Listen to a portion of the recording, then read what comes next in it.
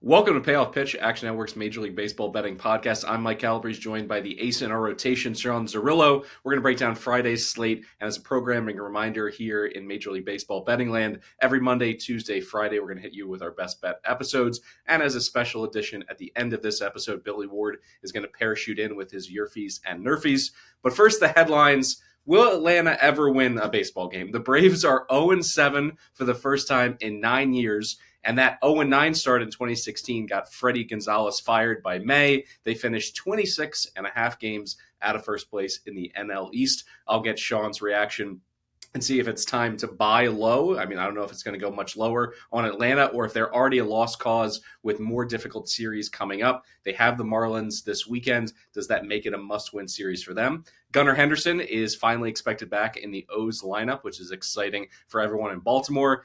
Unfortunately, on the West Coast, it's just more weird injury news. Freddie Freeman slips in the shower, injures his ankle. Luckily, the Dodgers are so deep, they're able to weather some of these injuries, but the continued strange stories coming out of LA.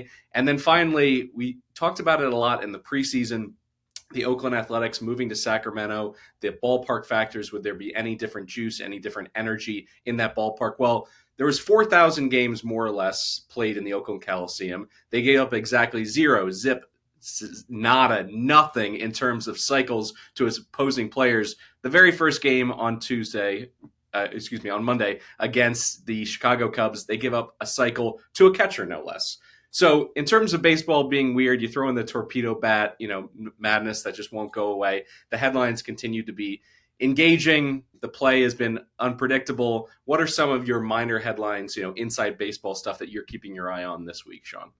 Yeah, just in regards to the Braves, I do think there's still value on them to win the National League East. Pacoda still has them at 38% to win the division, which is the highest of the NL East teams. Fangraphs has knocked them down to second behind the Phillies. But basically, everybody still has them winning the division about 33% of the time or more. You can get plus 300 on the Braves right now. Bet them coming into the season. I still think they're worth a bet. They should be getting Spencer Strider back within probably a week, and then Ronald Acuna Jr. back by the end of April. So this team is going to get a lot better by the end of the month. They just have not hit. They have the lowest batting average with runners in scoring position in the league. Everything has obviously gone poorly, but also a very difficult schedule, traveling to San Diego, and then Atlanta going to ease it up, a lot with Miami this weekend and then so forth. So yeah, I still think the Braves are a very formidable team. I still think they're the second best team in all of baseball once they are fully healthy, aside from the Dodgers. And I think they remain the Dodgers' biggest threat come postseason time. Padres have started off great. I still do not like the back end of their lineup or the back end of their rotation. And I think they will run into problems at some point. So hot starts, abound. Padres still only have a 5% chance to win their division by Fangraphs, even though they are a half game behind their leader. Meanwhile, the Braves have a 40% chance to win their division, even though they're 5.5 games back of the Phillies. So just, interesting early math seeing that play out. But not great starts for my Phillies win total over, or my Phillies win total under, my Padres win total under for that matter. Now, in regard to today's slate, Friday's slate specifically, we have a number of afternoon day games because they're home openers for these teams. We do not have umpires for any game except for the Cincinnati-Milwaukee matchup. So we'll be getting those throughout the day. I'll be adjusting my totals based on that umpire information that comes in.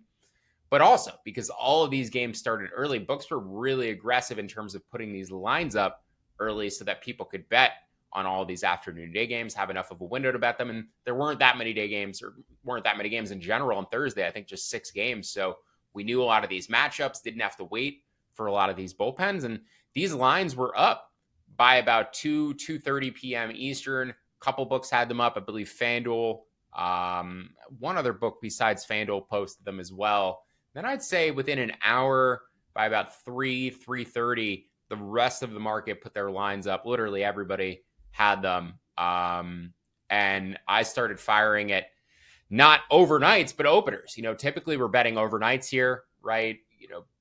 After the night games end, after the bullpens are all wrapped up, I have my model run, or I'm running it during those games, have everything finalized by the time the 10 o'clock games end, and then I'm firing stuff overnight for the following day. Well, here we were actually able to take advantage of openers, and frankly, if I was even more aggressive at betting on stuff, I would have had doubled the number of bets because realistically, and this gave me a lot of confidence looking at my model, looking at the market, having almost no information or money or anything in the market, influencing anything, there were 4 totals. I'm not even kidding. 4 totals that moved a half a run compared to my projection versus where the market opened by the time, those FanDuel lines had come up, by the time everything else dropped. Once the other lines dropped, once all the information from all these books went out there, all the markets sort of aligned with each other. But there were several like under 8.5s or over 8s that moved to 8.5 or 8 respectively, the directions that I wanted them to go. Just wasn't able to get money down on them. So just a future notice for Thursdays, that's where we're going to be betting openers as opposed to overnights.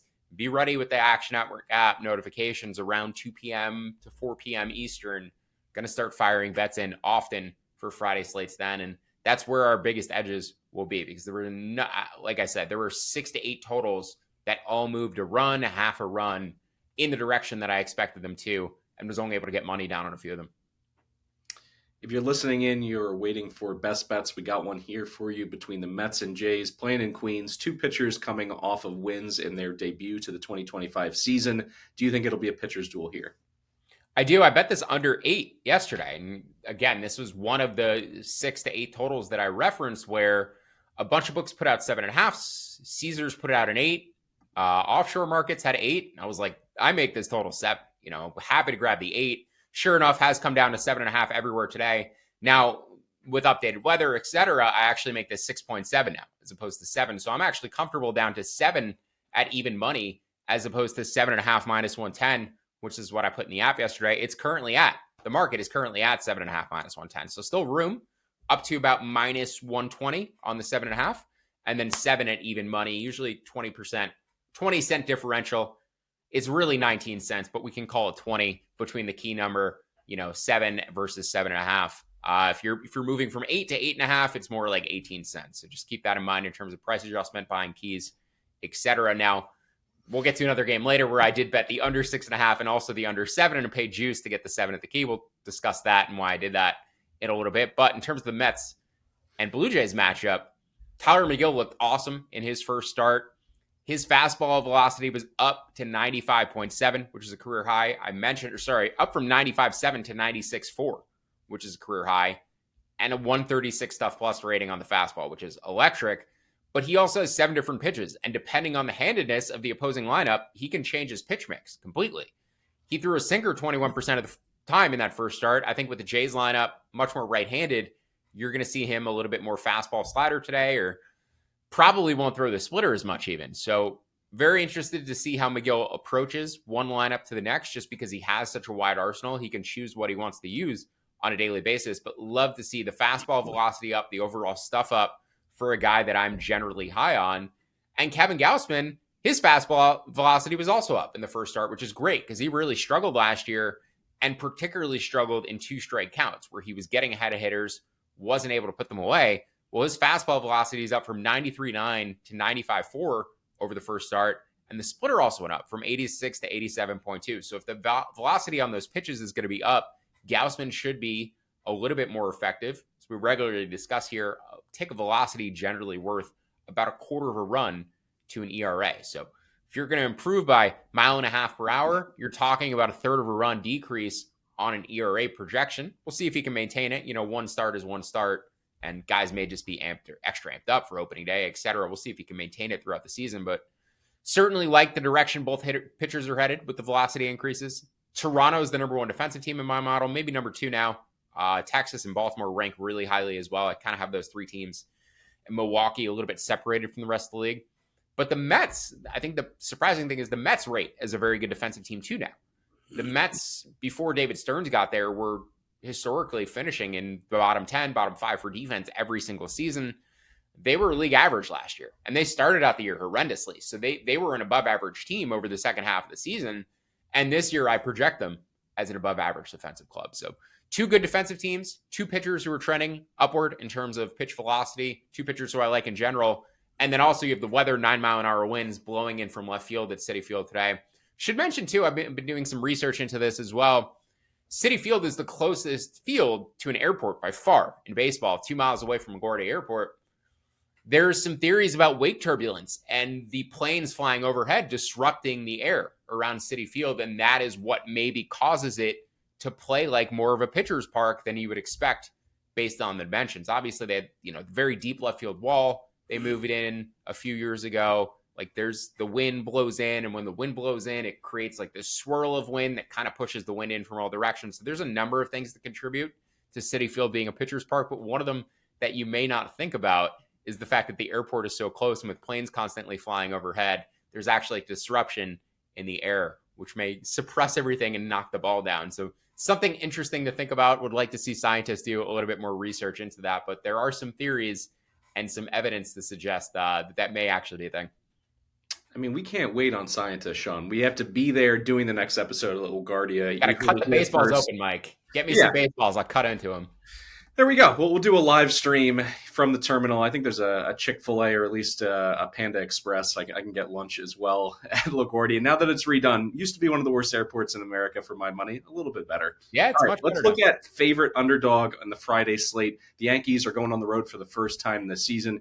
You're willing to bet that this offense cools off a touch. They've scored more runs than anyone in baseball through their first 6 games. Why do you like the Pirates at this price point?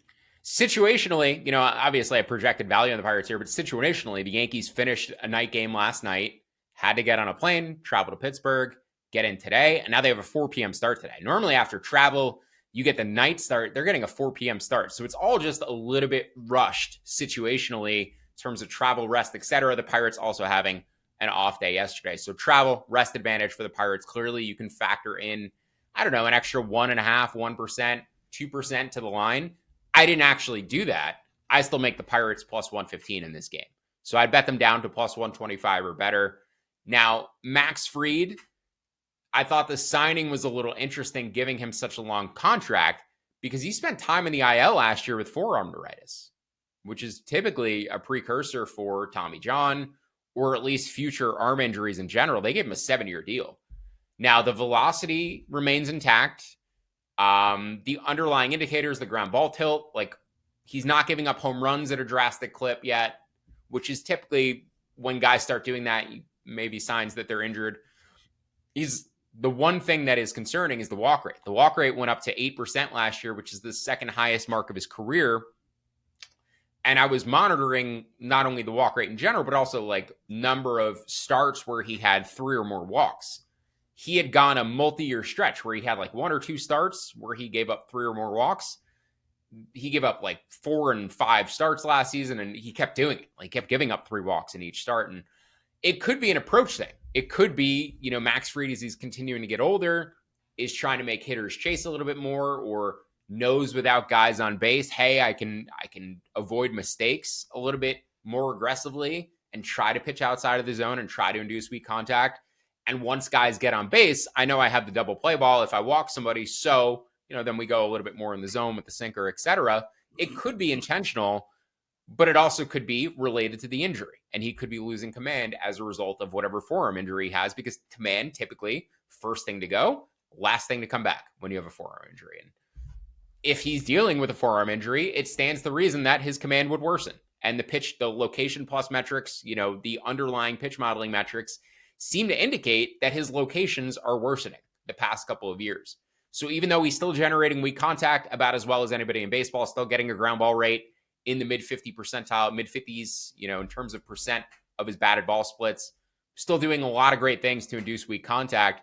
I do think there are injury concerns underlying with Max Fried. And when you consider the Garrett Cole injury, the Giancarlo Stanton injury, Jazz Chisholm's UCL, Aaron Judge's toe, like the Yankees have a number of injury concerns on their roster. One guy you may not think about is Max Fried, because he just signed a 7-year deal.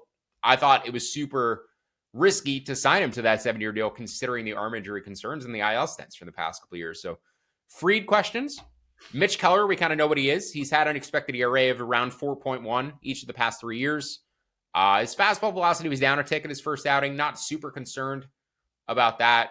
Guys are often down in their first starts, often up in their first starts. Things normalize, as they get more into the season or as they get less amped up from their opening day start. This is an opening day start technically, though, a home opener for the Pirates. So maybe Keller a little bit extra amped up today. We get that tick of velocity back, but nothing I'm super concerned about.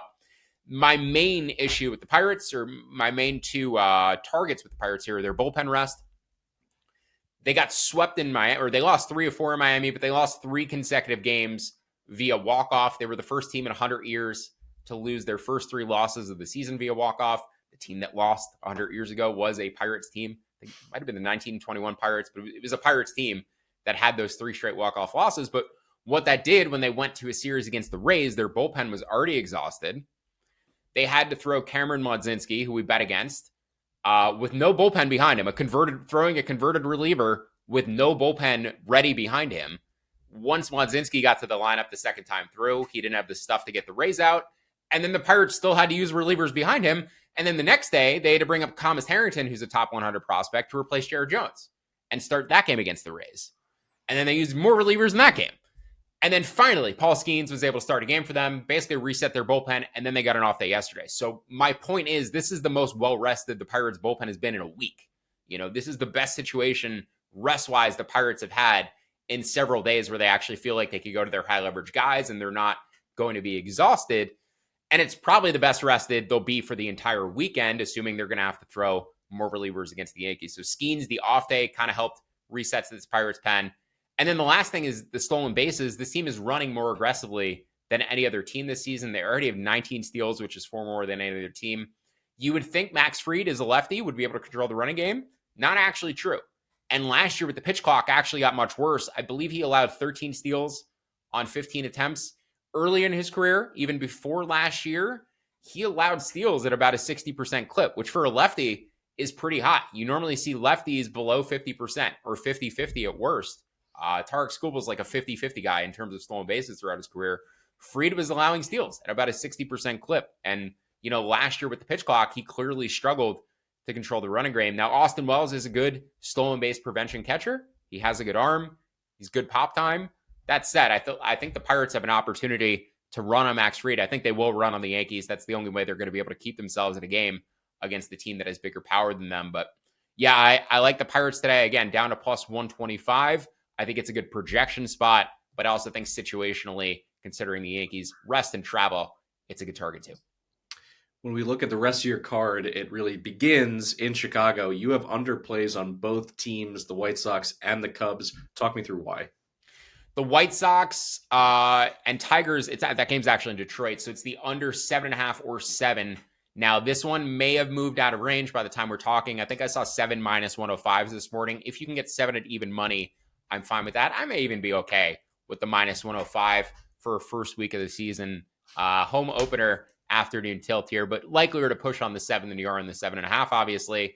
Jack Flaherty, though, like to see his velocity in line with where it was on average last season. We had concerns about Flaherty. I mean, the Dodgers had to clear medicals for Flaherty just to acquire him from the Tigers. His arm is clearly injured, and he lost velocity throughout last season. He lost velocity into the playoffs, but the more rest Flaherty was able to get, the better he seemed to do. Do have a little bit of concerns here about him coming back 4 days, 5 days after his last start, because in the playoffs, it seemed like he needed 6 days to get back to full health between starts. When he was starting on regular rest, the velocity seemed to dip. But first start of the season, velocity seems to be intact with where it was last year. Continue to monitor that very closely, because I do think Flaherty could decline throughout the year the more work that gets put on his arm. I think that's why teams were scared off of signing him this offseason. But 9-mile-an-hour winds blowing in here at Comerica from right center. Typically a great pitcher's park. Going to be even better today with the wind blowing in. Also 46-degree temperatures. The ball not going to fly nearly as far as it should on a normal day. So I made this total around 6.75. Bet the under down to 7 at even money. I actually quoted the wind wrong for that park. It's 8 mile an hour in from left field in Comerica, 50 degrees at first pitch. But yeah, the under 7 at even money between Tigers and White Sox. And then the Cubs plus money under 6.5 opened yesterday. I assumed books were daring people to take the over at juice, begging people to take the under at plus money, knowing the money that would be coming in. Got as high as plus 110 on the under 6.5. I jumped in on that, but there was also a juiced under 7 out there. Just wanted to grab a piece of the key number at minus 125 is a lot of juice to pay. Normally, as I said before, a 20-cent difference between the plus and the minus. So 6.5 plus money, 6.5 plus 100, even money, should be equal roughly to 7 at minus 120. I bet 6.5 plus 110 and 7 minus 125. So you can see how much bigger of an edge the plus 110 there is as compared to the minus 125, with them going in opposite directions of being equal. but that was kind of a goofy thing in the market where DraftKings hung a 7 minus 125. Every single other book put out 6+ money out there.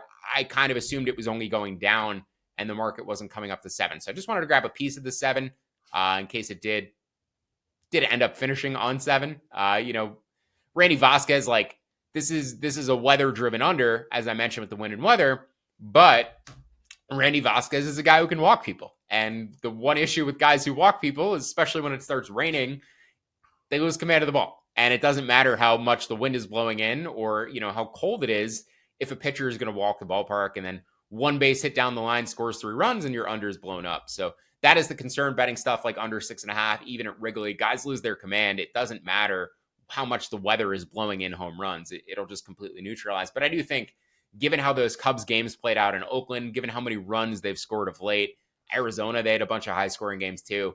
I do think the books are begging people, or assuming people are going to bet the over here. And to me, I made this total 6 with the wind and weather. So under 6.5 at minus 110, and may end up adding more here. But Randy Vasquez has me a little spooked. So just holding firm at 6.5 plus money. So that's your third under of the show. Let's pivot to your first over. How much of this Cardinals versus Red Sox game is predicated on the fact that Walker Buehler's debut for the Sox, not so great, doesn't make it out of the 5th inning against Texas. Now he comes home for his first home start. What are your thoughts on this potentially blowing past the number of 9? Yeah, Buehler's velocity was down in his first start. I've talked about a number of guys whose velocity was up. Buehler was down from 95 to 93. His sinker was down 1.5 miles an hour. His cutter was down 1.2 miles an hour. Now, Buehler in the postseason last year, pitching in New York, was getting like crazy run and horizontal break on his pitches. Didn't see that in the first start with the Red Sox. That was in Texas, I believe, right? That start. So pitching in Boston, like Buehler seems to be a guy, and this is true for a lot of pitchers, but especially true for Buehler.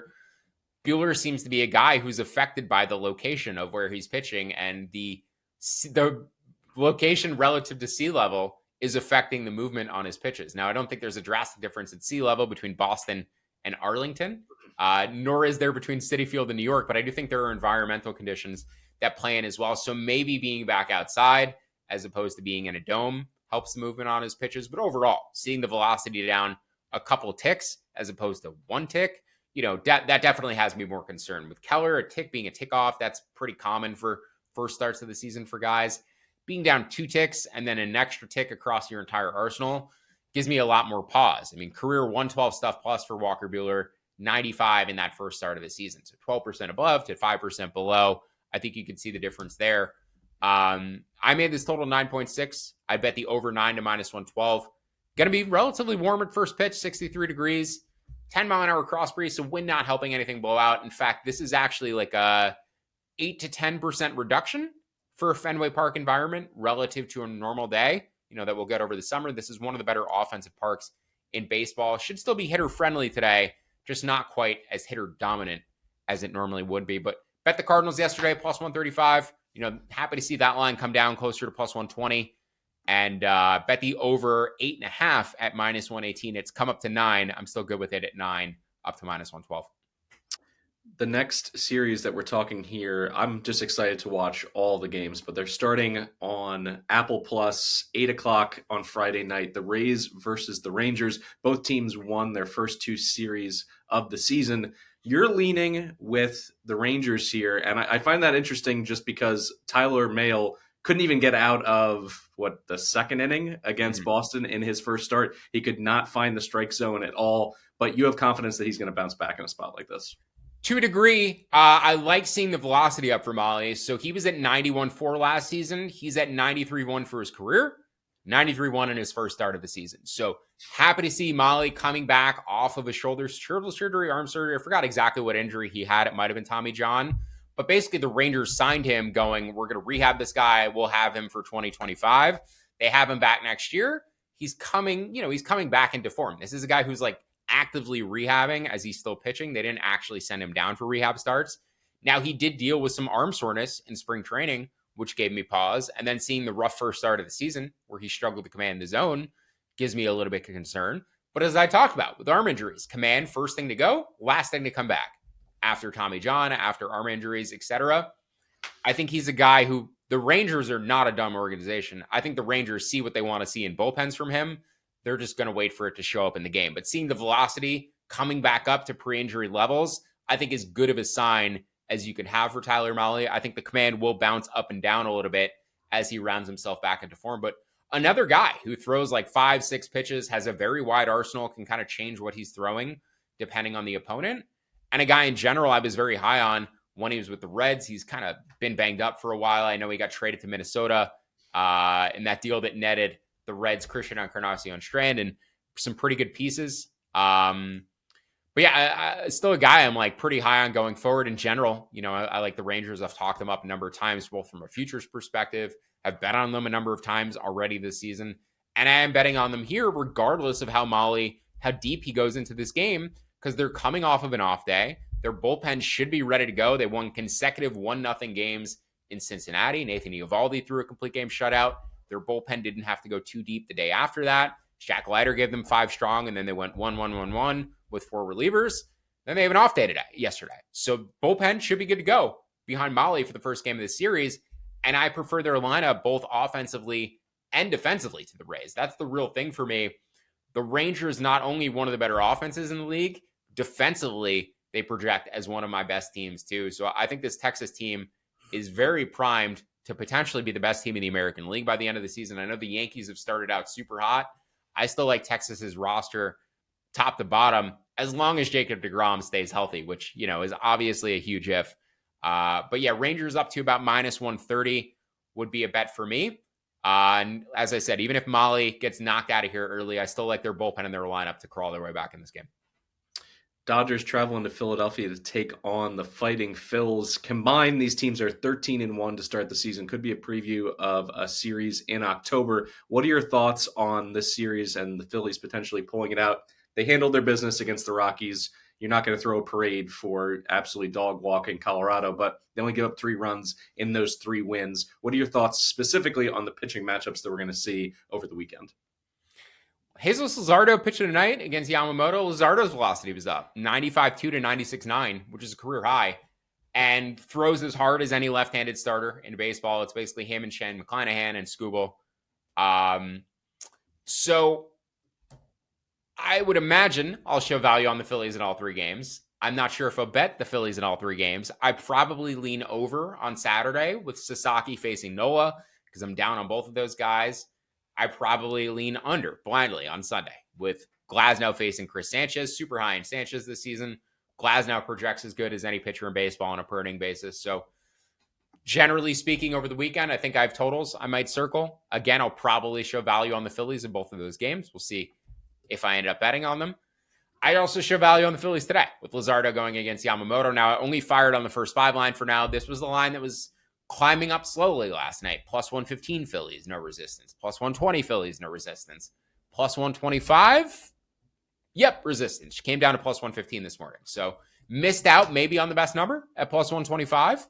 We'll see if it comes back up during the day. You don't have to bet it right now. You don't have to bet it at +115. It's probably not going any lower than +115 or +110, but I make this game a coin flip. So I'm comfortable with it down to +110.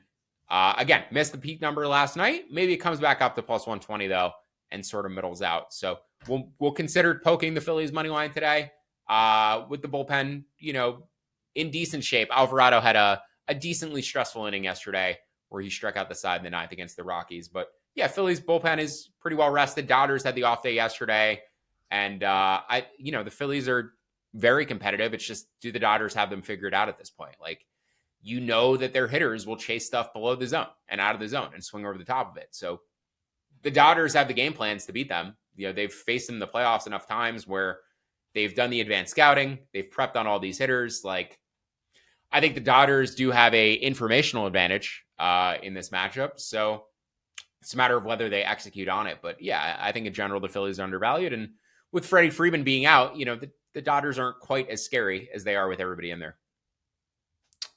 Before we get to Billy Ward's YRFI NRFI segment, let's just talk quickly some futures that you're targeting. We discussed it a lot in terms of the preseason, waiting for the right windows to hop in, whether it's an award or it's a future on a team based on a difficult or easy schedule in April. So how are you thinking about some things specifically when it comes to the Red Sox? Yeah, I had mentioned several times that today was the day to bet the Red Sox. Well, I bet on the Cardinals today. So maybe today wasn't the day to bet the Red Sox, but based on the schedule and the way things were lining up, the Red Sox had that very difficult road trip to begin the season at Baltimore, at Texas. Now they come home for a nice little homestand, and then they get the White Sox 6 times in a 1 week span, I believe, as of next Friday. Don't quote me exactly on those days, but they get the White Sox 6 times. You know, they're going to pad the wins in the next 10 days or so. So this weekend, I like the Red Sox. My one concern is Rafael Devers and the shoulders. He came into, he struggled mightily in the second half of last season. If you look at Devers' first half, second half splits, I think he hit under 200 in the second half of last year. He's not hitting at all this year. He said he had soreness in both shoulders. Like, is Rafael Devers going to be a complete zero this year? It's possible. And even if he is, I still like the Red Sox. I think the Bregman signing was partially like, hey, Devers may be a zero this year. We need somebody to play defense at third base. But also, like, we may need somebody to replace Bregman. But if Devers is hurt, it's not like you don't have Roman Anthony, you know, the top prospect in baseball, to potentially bring up to the major leagues and say, hey, don't worry about defense. We just want you to hit. They have options, you know, they have a lot of options. Like they can't displace Willie Abreu because he's a really good defender in the outfield. Maybe they make Cedon Rafaela more of a utility guy if Devers is healthy. But regardless, like healthy, unhealthy, I think the Red Sox are an extremely talented roster. Garrett Crochet is now the favorite for American League Cy Young. Christian Campbell is now the favorite for American League Rookie of the Year. Both of those things kind of look justified based on how these guys have performed to this point in the season. Boston's currently the second favorite in the AL East. They're about plus 340 at best price. I do think they are ultimately, I mean, I've said this several times, I think Texas and Boston are the two best teams in the American League right now. I know the Yankees have started out very hot. I would still take those two teams over them in a 7-game series. And when it comes down to it, I think the AL remains extremely wide open. So yeah, the Red Sox are the team I targeted for in-season futures. I think this is a good time to do it. Just maybe wait a day because I bet on the Cardinals today. So maybe wait a day. They're a favorite today. You know, the line moved down. Like realistically, the Red Sox should win today.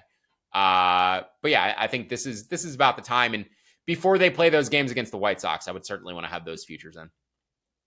So talking long-term futures, teams, awards, on the opposite end of the spectrum, we have Billy Ward talking YRFI, NRFI, those instant gratification bets. What do you got for us, Billy? Thanks, Mike. We've got a busy day of baseball today. I have narrowed down all the games for my top 3 YRFI and NRFI selections on the day, coming in on a 6-game winning streak, so we're trying to keep that going with just the best of the best picks. The first one is the Tigers-White Sox no runs, which you can still find at minus 129 at Caesars. It is as high as minus 160 other places. I would play that to minus 145. It is cold and windy here in Detroit. The conditions are not great for offense, and the White Sox offense is bad while taking on a very good pitcher in Jack Flaherty. There's a little bit of risk on the Tiger side, much better lineup. But with the weather being what it is and a 7-run total in the game, you can get anything inside of minus 145. That is a very good line. If you're worried about it, you could also hedge with the Tigers single team YRFI at plus 270. I don't like that on its own, but it does make a lot of sense if you're worried that the Tigers ruin the NRFI. Moving on, we've got a couple of YRFIs for the rest of the slate. The Red Sox and Cardinals, best line is minus 115 at BetMGM. Minus 120s everywhere else are fine. Most of the projection right here is based on Walker Buehler continuing to be bad. He had an ERA well over 5 overall last season. That jumped over 6 his first time through the order. Definitely a guy who needs to settle in and not come out hot. That has continued so far in 2025. He gave up 4 runs in his first start, 2 of those in the first inning. And we have 2 relatively strong offenses at the top, especially if Rafael Devers can continue to look right after starting the season on a slow note.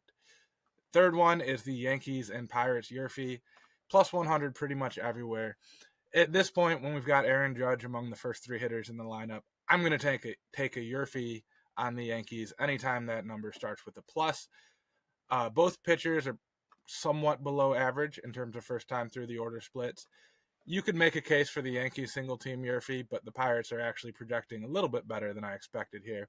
We've got a decent total, slightly favorable hitting weather, and PNC Park in Pittsburgh is actually a better overall offensive park than Yankee Stadium, even though it's a little bit worse for home runs. So those are my 3 favorite on the day. Be sure to follow me in the Action app in case I post any more, because these lines are moving.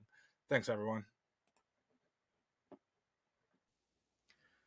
All right, that'll do it for today's episode of Payoff Pitch. Thanks for tuning in. If you'd like to tail some of the bets that you heard from today's episode, look for the quick slip links in the episode description.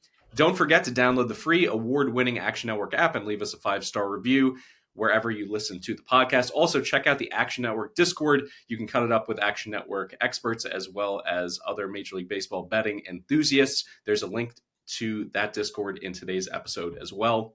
We'll see you back here on Monday for more best bets. For Sean Zerillo, I'm Mike Calabrese. Thanks for listening to Payoff Pitch, Action Network's Major League Baseball betting podcast, and good luck with all your bets.